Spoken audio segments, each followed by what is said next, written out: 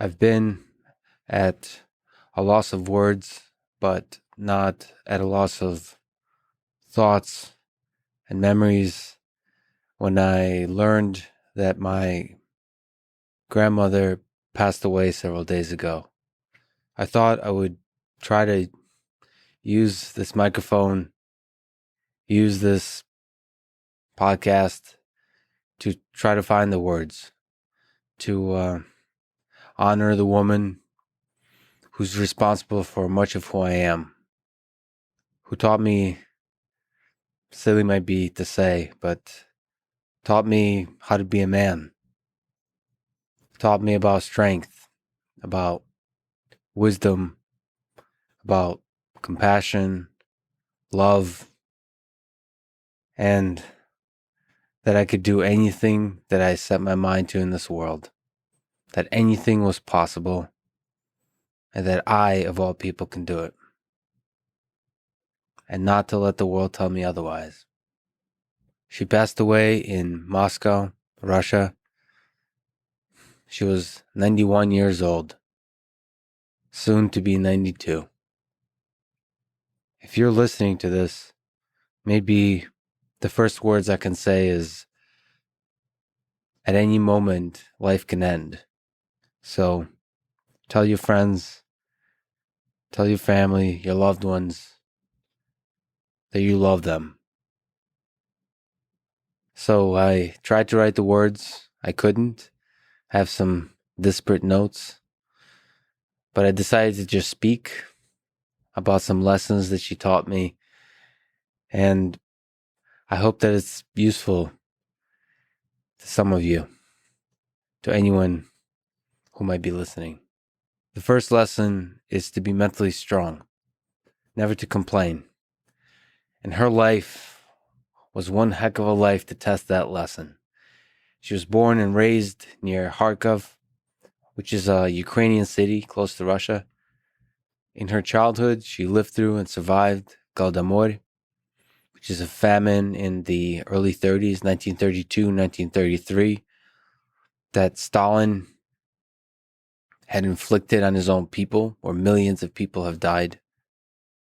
One of the great atrocities of the 20th century. Just to give you some context, the famine that we're talking about led to cannibalism.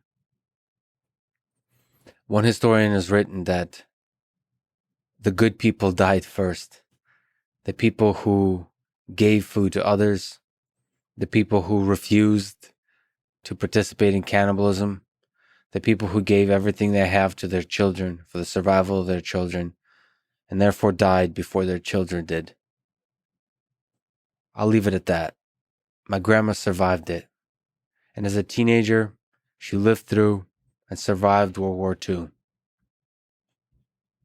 Imagine a young teenage girl, a beautiful young woman in fascist-occupied city.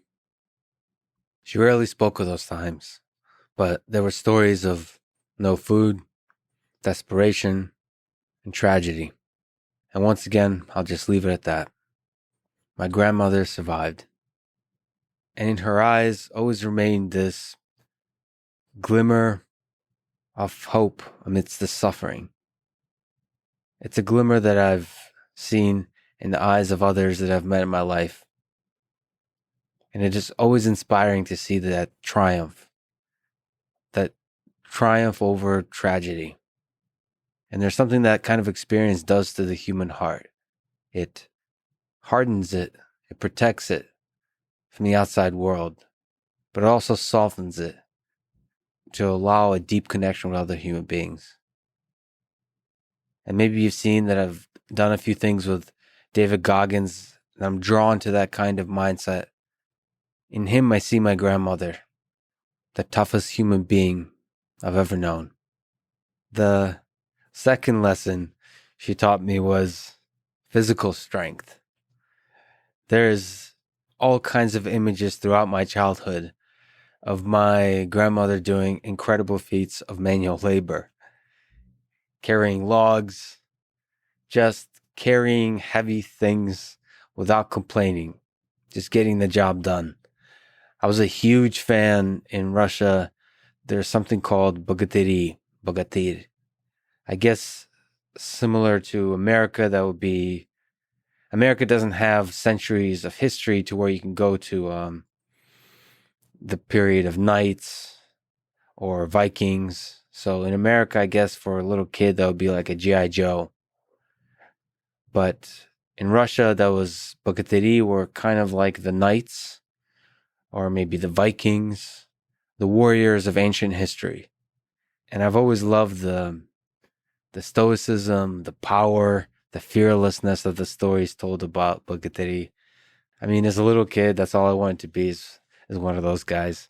And I remember at a certain point in my childhood, I can't quite place exactly the time, but I remember realizing, looking at my grandmother, that women could be those warriors as well.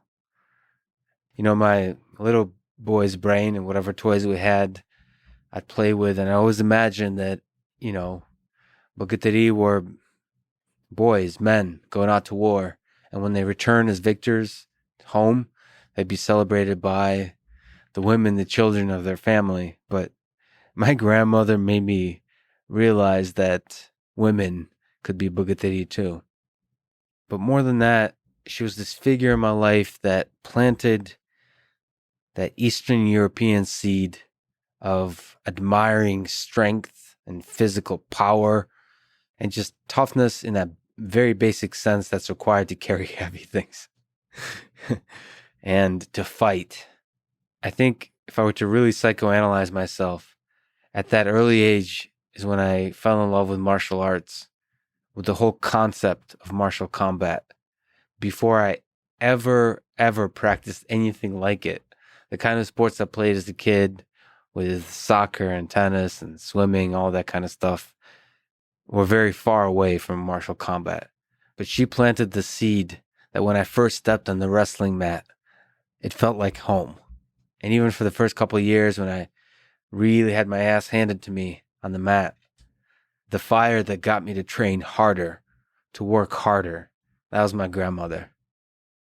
The third lesson is to think deeply, to be quiet and think until you know the situation, you know the right thing to say. And the right thing to say is the one that internalizes, considers, and thinks through the big picture of the situation. So the emotion you feel, especially when you're young about a particular situation, the desire to be sort of a crybaby about things, about me, about being upset about this situation or that situation. There was something about the way she was quiet and the way she looked over the world and the moments when she spoke were words of wisdom, of calm and patience.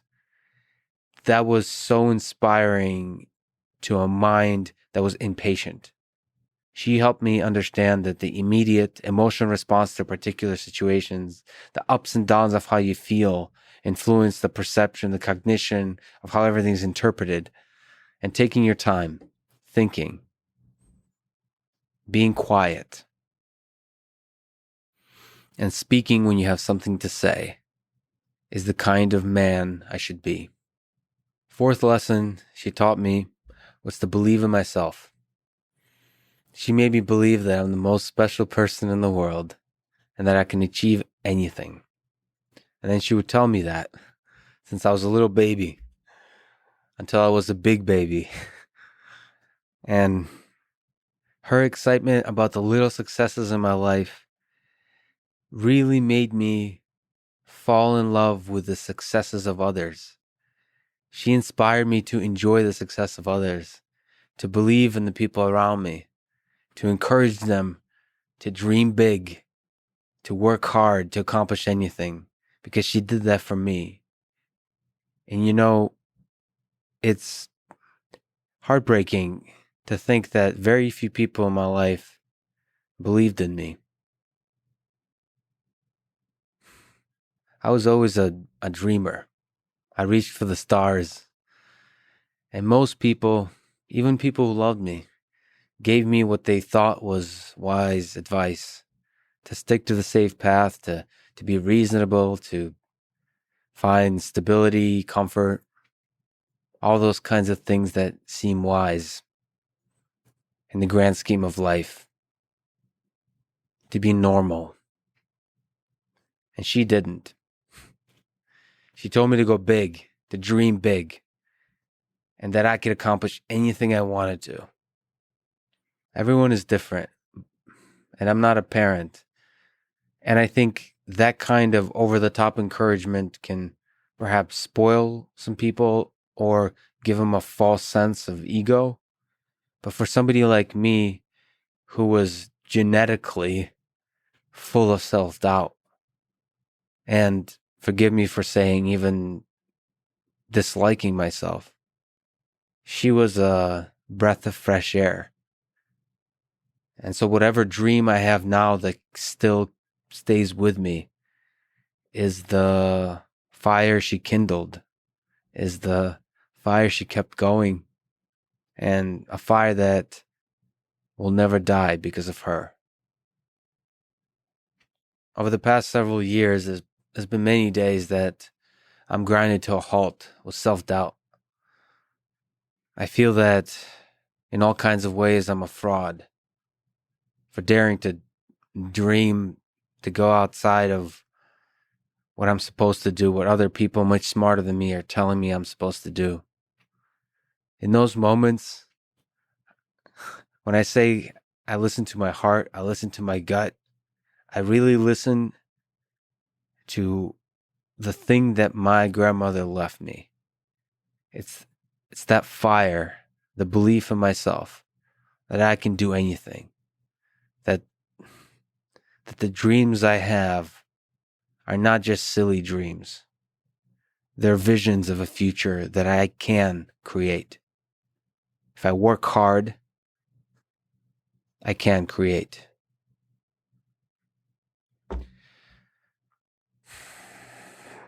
And finally, the fifth lesson she taught me through words, through her actions, is about love. Is to put love out into the world. Her husband, Grandpa Gregory, died when he was 58 in 1986. She loved him her whole life. She loved him after he passed away. And that love, while quiet in terms of her not talking to me about it, was always there in the background, was always in her eyes. The unshakable love. So that's the love between her and her husband, my grandfather. There's something about loyalty, about deep, unshakable human connection in that stayed with me. I seek that kind of love with friends, with really close friends. I seek that kind of love with the world around me. And I definitely seek that kind of love with a life partner, with a person that I could, how does the saying goes, ride or die with. I can bury the bodies with them.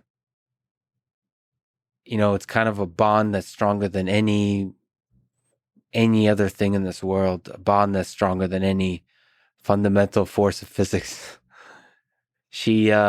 I could see it in her, and something in that stayed with me. But bigger, just love of life, love of the ups and downs of life, love and gratitude of everything around me. She had that, this glowing joy. That's not a simple joy, but a deep joy that acknowledges that life is suffering, that life is hard, and that love is hard, but to appreciate it anyway, the whole of it, not just the ups, the whole of it. She taught me to love people, love life, love the world, no matter what the world does to you, and to love unconditionally, simply, and to not be afraid to be cliche, to be simple, naive, because that's what love is. It's quite simple. love is the answer, as some guy on some podcast once said. So I wanted to honor this woman that was a great human being in my life and the life of many others with these words. And the few folks who listen, I hope, can draw some inspiration from the lessons she's given me to be strong mentally and physically, to dream big, to work hard, and to put a little bit of love out into the world. And on that point, let me, if it's okay, read a poem in Russian that my grandmother enjoyed called "Любовью дорожить умейте," loosely translated to "Learn to Treasure Love" by Stepan Shipachev. Любовью дорожить умейте, с годами дорожить вдвойне. Любовь не вздохи на скамейке и не прогулки при луне. Все будет слякоть и пороша, ведь вместе надо жизнь прожить. Любовь с хорошей песней схожа, а песню нелегко сложить. It's a simple poem that a couple of Russians listening out there right now perhaps could appreciate. But the gist of it is that love is not easy. Life is not easy. And the best we ought to do is to learn how to treasure love, to treasure the few years of life we have on this earth. My grandmother's name is Anne, and my brother and I in Russian would call her affectionately Babanya. So, Babань, я уже скучаю. I promise I will work hard and hope that your strength, your brilliance, your love lives on in my thoughts and in my actions. This drop of vodka is for you.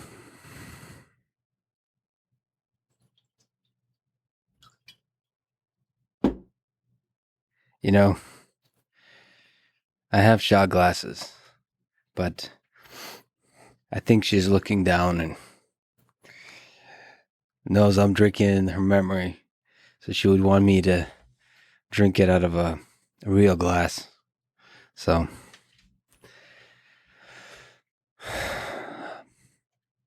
Babань, I miss you. I love you. I hope to make you proud one day.